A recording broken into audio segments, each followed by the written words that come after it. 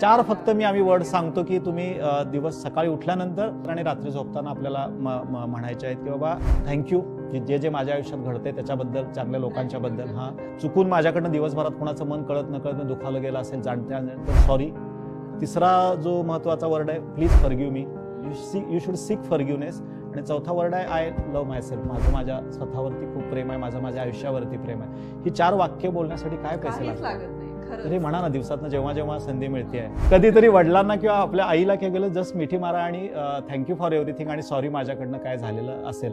बघा किती हलकं वाटते, त्यांना किती हलकं वाटते, तुम्हाला किती हलकं वाटतंय. तुमच्यातली निरागसता आहे ना, ती एखाद्या लहान मुला पद्धतीनं व्यक्त ही आपण नाही व्यक्त करत. आपण वेगवेगळे मुखवटे धारण करून फिरत राहतो आणि मग त्याचं बर्डन आपल्यावरतीच येतं. आणि मग आपण म्हणतो मी सगळा डाएट फॉलो करतोय, मी सगळं तुमचं केलं. अरे हे व्हेंटिंग कुठं आहे? हे इमोशनल तुझं जे आहे ते बाहेर पडलं पाहिजे. फार फार महत्वाचं आहे, फार हा इम्पॉर्टंट ऍस्पेक्ट आहे.